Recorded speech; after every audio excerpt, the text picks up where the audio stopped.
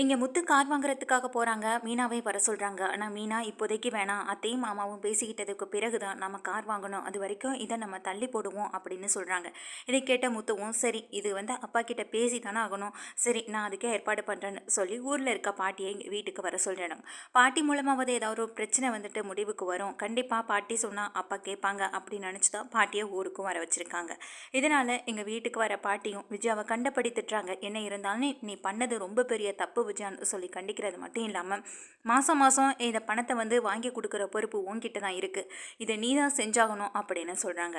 இனிமேல் அண்ணாமலை உன்கிட்ட பேசுவான், அதனால் நீ அதை பற்றி எந்த கவலையும் படாமல் இந்த வீட்டுக்கு பொறுப்பாக ஒரு குடும்ப தலைவியாக ஒரு மாமியாராக இருக்கிறதுக்கு பாரு அப்படின்னு சொல்லி கண்டிக்கிறாங்க. கண்டிப்பாக அது மட்டும் இந்த குடும்பத்தில் நடக்க போகிறது இல்லைமான்னு அண்ணாமலை சொல்ல, நடக்கலைன்னா இதுக்கப்புறம் கொடுக்க போகிற தண்டனை விஜயாவுக்கு வேறு மாதிரி தான் இருக்கும். ஏன்னா இப்போ நீ கொடுக்குறக்கு தண்டனையே இவளால் ஏற்றுக்க முடியலையே, அப்போ நான் கொடுக்க போகிற தண்டனை இவளால் எப்படி ஏற்றுக்க முடியும்? என்ன விஜயா நான் சொல்கிறது சரிதானே அப்படின்னு சொல்ல, என்ன தண்டனத்தை அப்படின்னு சொல்லி கேட்குறாங்க. அதை இப்போவே சொல்லிட்டா என்ன இருக்குது, அது நீ நடந்துக்கிறத பொறுத்து இருக்குது. இப்போ நான் சொல்லிட்டு போகிற மாதிரி நீ இருக்கியா இல்லையான்னு நான் அடிக்கடி அண்ணாமலைக்கும் ஃபோன் பண்ணி கேட்பேன். ஒருவேளை உன்னால் இந்த குடும்பத்தில் மீனாவுக்கோ முத்துவுக்கோ என் மற்றவங்க யாருக்குமோ பிரச்சனைகள் ஏதாவது வந்ததுன்னா தொடர்ந்து நீ அவங்களை ஏதாவது சொல்லிட்டே இருந்தனா கண்டிப்பாக நான் எடுத்திருக்க இந்த முடிவில் இருந்து கண்டிப்பாக மாற மாட்டேன். அது என்ன ஏதுன்னு எனக்குள்ளே இருக்கட்டும் அப்படின்னு சொல்கிறாங்க. இதை கேட்ட அண்ணாமலையும் அம்மாவும் ஏதோ மனசில் வச்சுட்டு தான் பேசுகிறாங்க விஜயா, அதனால் நான் சொல்கிறபடி நீ கேட்டு நடக்கிற மாதிரி இருந்தால் இந்த வீட்டில் இருக்கலாம் அப்படின்ற மாதிரி சொல்கிறாங்க. அதனால் இப்போ அம்மா சொல்கிறத கேட்டு உங்ககிட்ட பேசுகிறேன். ஒருவேளை உன்னால் திரும்பவும் இந்த குடும்பத்தில் இருக்கவங்களுக்கு ஏதாவது ஒரு பிரச்சனை வந்துட்டேன்றதுன்னா அம்மா எடுக்கிற முடிவும் நான் எடுக்கிற முடிவும் உன்னை ரொம்பவே கஷ்டப்படுத்தும்னு சொல்லி இங்கே மிரட்டுறாங்க. இல்லத்த எப்படியாவது அந்த பணத்தை நான் வாங்கி கொடுத்துருவேன்னு இங்கே விஜயாவும் சொல்லிடுறாங்க. சரி அண்ணாமலை அப்போ நான் கிளம்பட்டுமான்னு சொல்ல, இப்போ தானம்மா வந்தீங்க அப்படின்னு சொல்கிறாங்க. நீயும் இங்கே விஜயாவும் பேசாமல் இருக்கீங்கன்னு சொல்லி முத்து தான் ரொம்ப கவலைப்பட்டு என்கிட்ட சொன்னான், அதுக்காக தான் நான் இங்கே வந்தேன். இப்போ நீங்கள் ரெண்டு பேரும் பேசிக்கிட்டீங்களே அதுவே எனக்கும் போதும், இங்கே வீட்டில் இருக்கவங்களுக்கும் போதும். வீட்டில் ஒருத்தர் ஒருத்தர் பேசாமல் இருந்தால் பசங்களுக்கு தான் அது ரொம்ப கஷ்டத்தை கொடுக்கும். அந்த வகையில் முத்து அதை பற்றி யோசிச்சிருக்கான். என்ன தான் நீ மனோஜுக்காக யோசிச்சு ஒன்று ஒன்றா பண்ணாலும் அவன் உன்னை பற்றி கவலைப்படுறானா, கொஞ்சமாவது யோசிச்சு பாரு விஜயா சொல்லி இங்கே கிளம்பும்போது சொல்லிட்டு போகிறாங்க. இங்கே ரோஹிணிக்கும் தன்னுடைய கிறிஷோட நினைப்பு வந்துட்டு, ஏன்னா இங்கே வீட்டுக்கு வந்த ஸ்ருதி குழந்தைய பற்றி பேசி அதை எப்படியோ இங்கே ஞாபகப்படுத்தி விட்டுறாங்க. இதனால் கிறிஷ் பற்றின யோசனையில் ரொம்ப கவலையோடு இருக்காங்க ரோஹிணியும். வேறு வழி இல்லாமல் இங்கே கிளம்புற ரோஹிணி என்ன பண்ணுறாங்கன்னா நேராக இங்கே முத்து பாட்டியை கொண்டு பஸ் ஸ்டாப்பில் தான் விடுவாங்கன்னு நினச்சிட்டு இருக்காங்க வீட்டில் இருக்க எல்லாரும். ஆனால் இங்கே முத்து என்ன பண்ணுறாங்கன்னா தனக்கு இங்கே சவாரி இல்லை அப்படின்றதுக்காக பாட்டியை ஊர்லேயே கொண்டு விட்டுட்டு வந்துடலான்னு சொல்லிட்டு எங்கள் பாட்டியையும் கூட்டிகிட்டு கிளம்புறாங்க. அதே போல் இங்கே ரோஹிணி என்ன பண்ணுறாங்கன்னா கிறிஷோட நினப்பு அதிகமாக வந்ததுனால வேறு வழி இல்லாமல் இங்கேருந்து கிளம்புறாங்க தன்னுடைய ஊருக்கு குமரிப்பாளையத்துக்கு. இங்கே முத்துவும் போகிறாங்க, அதே ஊருக்கு தான் ரோஹிணியும் போகிறாங்க. முத்து என்ன பண்ணுறாங்க தன்னுடைய பாட்டியை கொண்டு விட்டுட்டு திரும்ப ரிட்டன் கிளம்புறாங்க. அதே ஊருக்கு இங்கே ரோஹிணி போகிறாங்க. ரோஹிணி போயிட்டு அங்கே கிறிஷ் வீட்டுக்கு போகிறாங்க. அப்போது திரும்பி ரிட்டன் வர இங்கே முத்து யோசிக்கிறாங்க, கிறிஷும் இங்கே தான் இருக்கான், அவனுக்கு அடிப்பட்டதோடு சரி, நம்ம அதுக்கப்புறம் இங்கே பார்க்கவே இல்லை. ஊர்லேருந்து கிளம்புனதுக்கப்புறம் எப்படி இருக்கான் என்னன்னு கூட ஒரு ஃபோன் கூட இல்லை. நம்ம பேசாமல் கிறிஷை போய் பார்த்துட்டு போகலாம் நினச்சிட்டு இங்கே முத்து என்ன பண்ணுறாங்க, சரி போகலான்னு சொல்லிட்டு அந்த வீட்டுக்கு போகிறாங்க.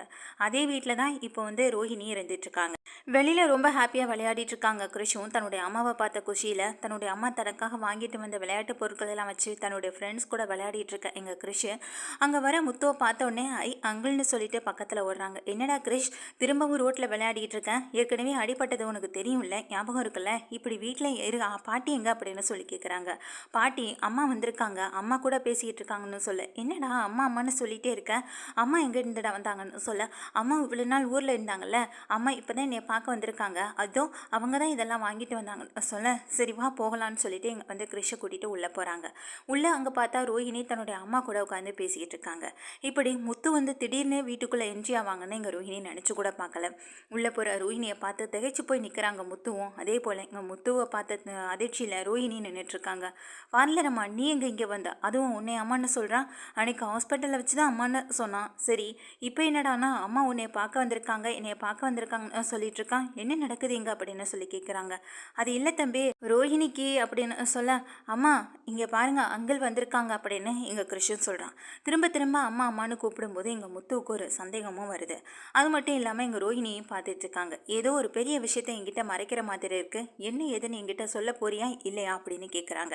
இதை கேட்ட எங்கள் ரோஹிணியோடைய அம்மா, ஐயோ அதெல்லாம் ஒன்றும் இல்லை தம்பி, இந்த பொண்ணை என்னை பார்க்குறதுக்காகலாம் வரல, இங்கே கிருஷி ரோட்டில் விளையாடிட்டு இருந்தப்போ தான் இங்கே யதார்த்தமாக வந்த பொண்ணு எங்கள் கிருஷியும் என்னையும் பார்த்துட்டு உள்ளே வந்ததுன்னு சொல்கிறாங்க. ஆமாம் ஆமாம், நான் இங்கெல்லாம் வரல, நான் இங்கே ஒரு கஸ்டமர் பார்க்குறதுக்காக வந்தேன் அப்படின்னு சொல்கிறாங்க.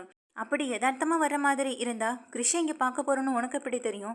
விளையாட்டு ஜாமான்ல வாங்கிட்டு வந்திருக்க அப்படின்னு சொல்லி இங்கே கேள்வி கேட்குறாங்க. ஐயோ, இங்கே இந்த முத்து வேற இதை கண்டுபிடிச்சு கேட்குறானே, என்ன பதில் சொல்கிறதுன்னு தெரியலேன்னு விழி விதுங்கி நின்றுட்டு இருக்காங்க. இங்கே ரோஹிணி முழிக்கிற மொழியிலேயே இங்கே முத்துவுக்கு பயங்கரமான சந்தேகம் இங்கே ரோஹிணி மேலே வரவும் ஆரம்பிக்குது. உடனே இங்கே ரோஹிணிகிட்ட கேட்குறாங்க, சொல்லி பார்லரம்மா, உன்னை தான் கேட்குறேன்.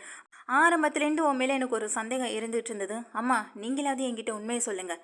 அம்மா நீங்களாவது என்கிட்ட உண்மையை சொல்லுங்கள். நீங்கள் என்னைய ஒரு பையனாக நினைக்கிற மாதிரி இருந்ததுன்னா இப்போவாது என்கிட்ட உண்மையை சொல்லுங்கன்னு சொல்லி கேட்குறாங்க. அது இல்லை தம்பின்னு இழுத்துட்டு நிற்க, அம்மா எங்கே ஒரு வேளை உண்மையை சொல்லிடுவாங்களோன்ற பயத்தில் எங்கள் ரோஹிணி இருந்துட்டு இருக்காங்க. கொஞ்சம் கொஞ்சமாக எடுத்து சொல்லுன்னு சொல்லிட்டேன்ட்டாங்க.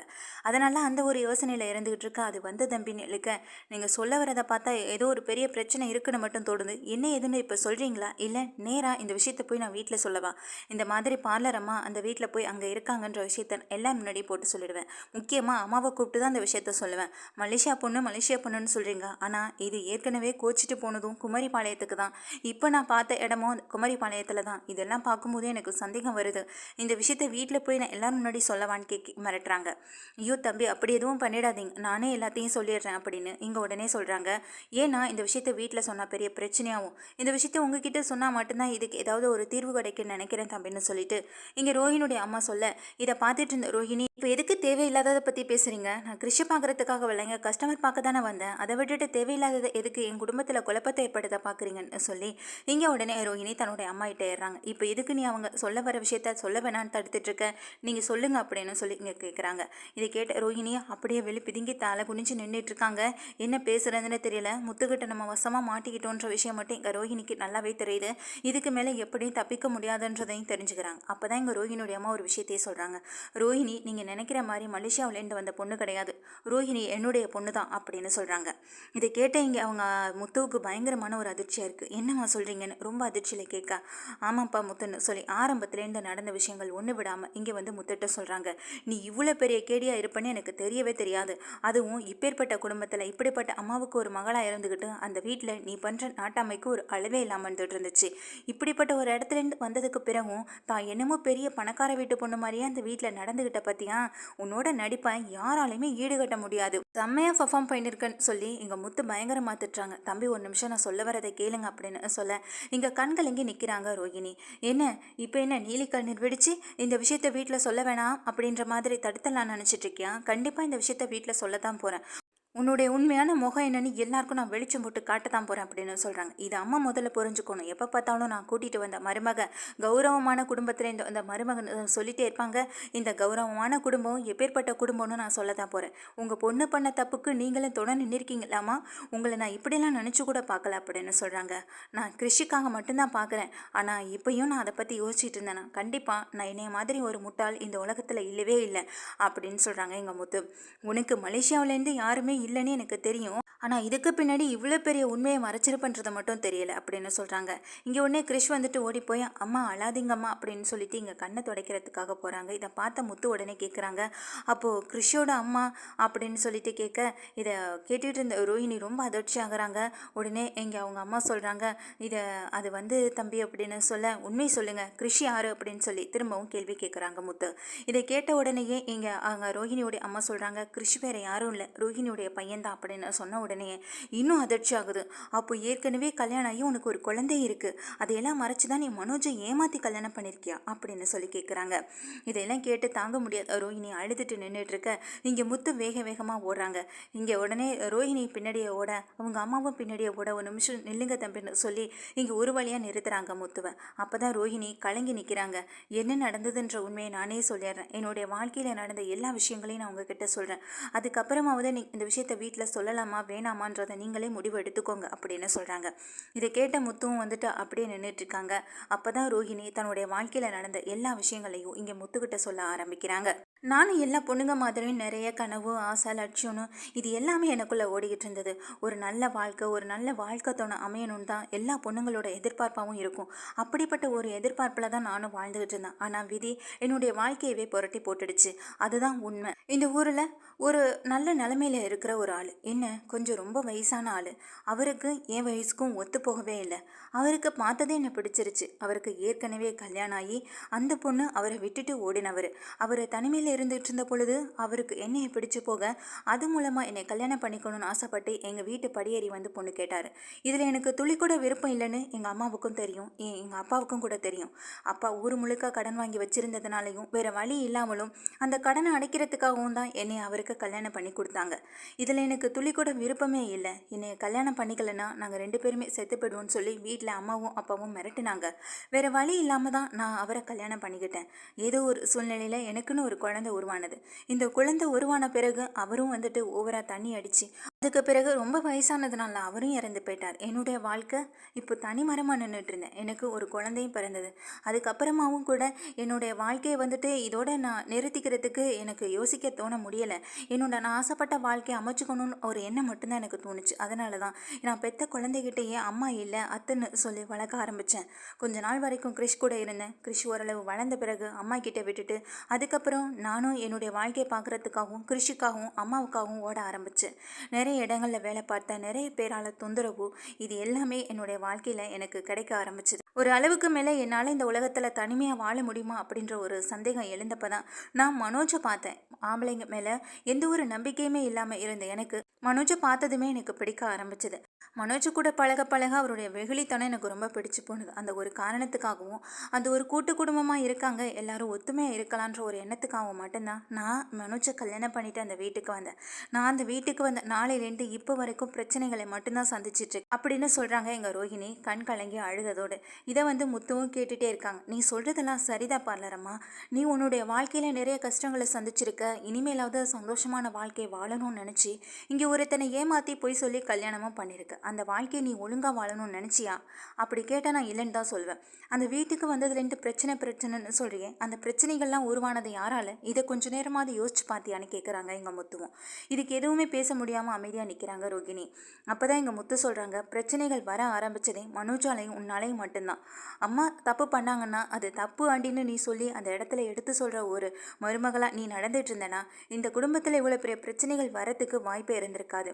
நீயும் மனோஜும் சரி அங்கே அம்மாவும் சரி அவங்க 2 பேரும் தப்பு பண்ணுறதுக்கு ஒரு துணையாக மட்டும்தான் நீ இருந்துகிட்டு இருந்துட்டும் இருக்க. இப்போ வரைக்கும் அப்படி தான் இருக்க. இது ஒரு நாள் வரைக்கும் நீ அவங்களை எதிர்த்து நின்னது கூட கிடையாது. ஏன் இப்படி பண்ணன்னு சொல்லி கேட்குறாங்க. எனக்கு அந்த வீட்டில் யாரோட ஒரு ஆறுதலாவது தேவைப்பட்டது.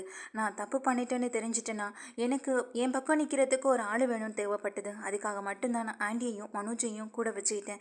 மற்றபடி அவங்க பண்ண தப்புக்கு நான் துணை நிற்கணும் அப்படின்னு ஒருபோதும் நினச்சது கிடையாது. என்னுடைய பிரச்சனைக்காக தான் அவங்கள என் பக்கம் நான் நிறுத்திக்கிட்டேன்னு சொல்கிறாங்க. தப்பு கணக்கு போட்டுட்ட பார்லரம்மா. கண்டிப்பாக அம்மா இந்த விஷயத்த கண்டிப்பாக ஏற்றுக்க மாட்டாங்க. உன்னை விட எனக்கு அவங்கள நல்லாவே தெரியும். சின்ன வயசுலேருந்து நான் பார்த்துட்ருக்கேன். என்னை வெறுத்து ஒதுக்கிறதுக்கு காரணமாக ஒரு சின்ன விஷயம் மட்டும்தான் அவங்களுக்கு தேவைப்பட்டது. ஆனால் என் விஷயத்தோட கம்பேர் பண்ணும்போது உன் விஷயம் ரொம்ப மலை போல் பெரிய விஷயமா இருக்குது. கண்டிப்பாக அதை ஒரு நாள் அவங்க ஏற்றுக்கவும் மாட்டாங்க. கண்டிப்பாக மனோஜிட்டேன்ட்டு உன்னை பிரித்து மனோஜுக்கு வேறு கல்யாணம் தான் பண்ணி வைக்கணும்னு நினைப்பாங்களே தவிர உன்னை ஒரு நாளில் அவங்க மருமகளாக ஏற்றுக்க கூட மாட்டாங்க. இந்த விஷயம் அவங்க காதுக்கு போகிற வரையும் அப்படின்னு சொல்கிறாங்க. இதை கேட்ட எங்கள் ரோஹிணி கண்களை அழுகிறாங்க. இங்கே கிருஷி ஓடி வந்து அம்மா அழுகாதிக்கு அம்மான்னு சொல்லி கண்ணை துடைக்க இங்கே கிருஷி தூக்கி வச்சுட்டு நிற்கிறாங்க ரோஹிணியும். உடனே இங்கே ரோஹிணியுடைய அம்மா சொல்கிறாங்க, மன்னிச்சிருங்க தம்பி, என் பொண்ணோட வாழ்க்கைக்காக நானும் துணை நிற்க வேண்டியதாகிடுச்சு. ஆரம்பத்தில் இவ உங்கள் வீட்டில் தான் கல்யாணம் பண்ணியிருக்கான்ற விஷயம் எனக்கு தெரியாது. போக போக தான் எனக்கு விஷயமே தெரிய வந்தது அப்படின்னு சொல்கிறாங்க. இதை கேட்ட எங்கள் முத்துவுக்கு என்ன சொல்கிறதுனே தெரியலை. உங்கள் பொண்ணோட வாழ்க்கைக்காக நீங்கள் பார்த்துங்க சரி, அதே நேரம் மனோஜோட வாழ்க்கைக்காக நானும் பார்க்க வேண்டியது இல்லையான்னு சொல்லி கேட்குறாங்க. இதை கேட்ட எங்கள் ரோஹிணி சொல்கிறாங்க, மனோஜ் கூட நான் சந்தோஷமாக வாழணும்னு நீங்கள் நினச்சிங்கன்னா மனோஜும் நானும் சந்தோஷமாக தான் இருப்போம். அதில் எனக்கு நம்பிக்கை இருக்குது. ஆனால் இந்த விஷயத்தை நீங்கள் இப்போதைக்கு சொல்ல வேணாம் முத்து ப்ளீஸ் அப்படின்னு சொல்லி கெஞ்சுறாங்க. அதுக்கு எங்கள் முத்து சொல்கிறாங்க, அது போல் நீ வீட்டில் ஒரு நாள் நடந்துக்கிட்டது இல்லையே பார்லரமா. எப்பயுமே மீனா ஏன் இந்த ஸ்ருதி கூட அந்த அளவுக்கு அல்ட்டா பண்ணது கிடையாது வீட்டில். ஆனால் நீ பண்ணுற ஒவ்வொரு விஷயமுமே எனக்கும் சரி மீனாவுக்கும் சரி கோவத்தை தான் ஏற்படுத்தும். அந்த மாதிரி தானே நீ நடந்துக்கிட்டேன். மனோஜுக்கு சப்போர்ட் பண்ணுறேன்னு சொல்லி தப்புக்கு தானே துணை போய் நின்றுட்டு இருந்தேன் அப்படின்னு சொல்லி கேட்குறாங்க. இனிமேல் அந்த மாதிரி எந்த தப்பும் நடக்காமல் பார்த்துக்கிறேன் தம்பி. தயவு செஞ்சு அவளை பற்றின இந்த விஷயத்தை இப்போதைக்கு நீங்கள் சொல்ல வேணாம் அப்படின்னு சொல்கிறாங்க. இதை கேட்ட எங்கள் முத்து யோசனையில் இருக்க உடனே இங்கே கிருஷி சொல்கிறாங்க, ப்ளீஸ் அங்கிள் அம்மாவா அள வைக்காதீங்க. எனக்கு இப்போ தான் அம்மா கிடச்சிருக்காங்க. அவங்க எனக்கு எப்போதுமே வேணும். ப்ளீஸ் அங்கிள் அம்மாவா அள வைக்காதீங்க அப்படின்னு சொல்லி பக்கத்தில் போய் நின்றுட்டு கலங்குறாங்க. இங்கே கிருஷி தூக்கி வச்சதை படி பார்க்குறாங்க. எல்லாம் இங்கே கிருஷியோட முகத்துக்காக பார்க்க வேண்டியது இருக்குது. அம்மாவே இல்லைன்னு சொல்லி இத்தனை வருஷம் இருந்தேன். ஆனால் இப்போனாலும் அம்மா ஆமான்னு ஒத்துக்கிட்டியே. உனக்குள்ளேயும் ஒரு ஈரம் இருக்குன்றத எனக்கு இப்போதைக்கு புரியுது. ஆனாலும் நீ பண்ண தப்ப வீட்டில் சொல்லாமல் மறைக்க முடியாதே. ஏற்கனவே நீ பார்லரை விற்ற விஷயத்த இன்னமும் வீட்டில் சொல்லலை. ஏன் அது அப்பாவுக்கும் தெரியும். அப்பாவும் இதை பற்றி என்ன கேட்கலன்னு சொல்ல இதை கேட்ட எங்கள் ரோஹிணி அப்படியே கலங்கி போய் நிற்கின்னு கேட்குறாங்க. அங்களுக்கு இதை பற்றின விஷயம் தெரியுமா அப்படின்னு சொல்லி அதிர்ச்சி ஆகுறாங்க. ஆமாம், அப்பாவுக்கு இந்த விஷயம் ஏற்கனவே தெரியும். ஆனால் அவர் தான் இப்போதைக்கு கேட்க வேண்டாம், அந்த பொண்ணா எப்போ சொல்லுதோ சொல்லட்டும் அப்படின்னு சொல்கிறாங்க. இதை கேட்ட எங்கள் ரோஹிணி அப்படியே கலங்கி போய் அழுகவும் ஆரம்பிச்சிடுறாங்க. இப்போதைக்கு இந்த விஷயத்த நான் வீட்டில் சொன்னால் பெரிய பிரச்சனை ஆகும் முத்து, தயவு செஞ்சு இப்போதைக்கு சொல்லாதீங்களே அப்படின்னு சொல்லி இங்கே திரும்பவும் கெஞ்ச ஆரம்பிச்சிடுறாங்க. கையெடுத்து கும்பிட்டு என்னை மன்னிச்சிருங்க, நான் பண்ண தப்புக்கு எல்லாமே நான் உங்ககிட்ட மன்னிப்பு கேட்டுக்கிறேன். ஆனால் இனிமேல் என்னால் இந்த குடும்பத்தில் எந்த பிரச்சனையும் வராதுன்னு சொல்ல, அப்போது இனிமேல் நான் சொல்கிற மாதிரி அந்த வீட்டில் நீ கேட்டு நடக்கிற மாதிரி இருந்தால் மட்டும்தான் இந்த விஷயம் அப்பா காதுக்கோ அம்மா காதுக்கோ போகாதபடி நான் பார்த்துப்பேன். ஒருவேளை உன்னால் இந்த குடும்பத்திலையோ மற்றவங்களுக்கோ மன கஷ்டமோ பிரச்சனையோ வர ஆரம்பிச்சதுன்னா அதுக்கப்புறம் இந்த முத்தை யாருன்னு நீயும் உன் குடும்பமும் பார்க்க வேண்டியது இருக்குன்னு சொல்லிங்க மிரட்டுறாங்க. அப்படி எதுவுமே நடக்காது. கண்டிப்பாக நீங்கள் என்ன சொல்கிறீங்களோ அது போல் நான் கேட்டு நடந்துக்கிறேன் முத்துன்னு சொல்கிறாங்க ரோஹிணியும். இதை கேட்டு எங்கள் முத்து வந்துட்டு, அப்போது இனிமே மனோஜ் அம்மா இவங்க 2 பேருக்கும் சப்போர்ட்டாக எந்த காலத்துலையும் நிற்க மாட்டேன்னு சொல்லு. முதல் வேலையாக நீ அதுதான் அந்த வீட்டில் பார்க்கணும். அம்மா தப்பு பண்ணாங்கன்னா இங்கே பலகுரல் எப்படி எதிர்த்து கேள்வி கேட்குதோ அதே போல் நீயும் கேள்வி கேட்கணும். அவங்க செய்கிற ஒவ்வொரு தப்புக்கும் நீ கூட நின்று பதில் சொல்லிகிட்டே இருக்கக்கூடாது, சரியா அப்படின்னு கேட்குறாங்க. அம்மாவை திருத்த வேண்டிய பொறுப்பு இனிமேல் உன் கையில் தான் இருக்குன்னு சொல்ல இதை கேட்ட எங்கள் ரோஹிணி அதிர்ந்து போகிறாங்க. ஆண்டியவா, அதுவும் நானா அப்படின்னு சொல்லி அதிர்ச்சியில் நிற்க, ஆமாம் பார்லர் அம்மா, நீ பண்ண தப்புக்கு தண்டனையா அதுதான் நான் உனக்கு கொடுக்க முடியும். அம்மாவோட மனசையும் மனோஜோட மனசையும் மாற்றுறதுனால உனக்கு தான் லாபம். ஆமாம், அவங்களோட மனசை நீ கரைச்சிட்டனாலே போதுமே. அதுக்கப்புறம் நீ பண்ண தப்பு தெரிஞ்சாலுமே கண்டிப்பாக அவங்க மனசு இறங்கி வரத்துக்கு நிறைய வாய்ப்பு இருக்குது. இதை உன்னால் செய்ய முடியுமா? அதே போல் மனோஜையும் உன்னால் திருத்த முடியுமா? இது ரெண்டையும் உன்னால் பண்ண முடியும்னா நீ சொல்கிறத என்னாலையும் செய்ய முடியும்னு சொல்கிறாங்க எங்கள் முத்து. இதை கேட்டு எங்கள் ரோகிணி அதிர்ந்து போய் தான் நின்றுட்டுருக்காங்க. என்னடி சும்மாவே நின்றுட்டுருக்க, நீ செய்கிற தப்பை விட எங்கள் முத்து தம்பி கேட்குறது ஒன்றும் பெரிய உதவியெல்லாம் கிடையாது, எல்லாம் உன்னுடைய நல்லதுக்காக தானே அப்படின்னு சொல்ல இதை கேட்ட முத்துவும், உங்கள் அம்மாவாவது புரிஞ்சுக்கிட்டாங்க, உனக்கு இன்னும் புரியலையா பார்லரம்மா அப்படின்னு சொல்லி கேட்குறாங்க. இங்கே ரோஹிணியை வந்துட்டு தலையாட்டினபடி கண்கலங்க, சரி கிளம்பு வீட்டுக்கு போகலாம் அப்படின்னு சொல்கிறாங்க. இல்லை, நான் தனியாகவே போய்க்கிறேன், இப்போ நான் உங்கள் கூட வந்தேன்னா வீட்டில் எல்லாருக்கும் சந்தேகம் வரதானே செய்யணும்னு சொல்ல, உன்னை நானே வீட்டுக்காக கூட்டிகிட்டு போக போகிறேன், உன்னை கொண்டே பார்லரில் விட்டுட்டு எனக்கும் நிறைய வேலை இருக்குது, சவாரியெல்லாம், நான் கிளம்புறேன் அப்படின்னு சொல்கிறாங்க. இங்கே ரோஹிணியும் சரி கிருஷ்ணா போயிட்டு வரேன்னு சொல்லிட்டு இங்கே கிருஷ்கிட்டையும் அவங்க அம்மா கிட்டையும் சொல்லிட்டு அங்கேருந்து கிளம்புறாங்க.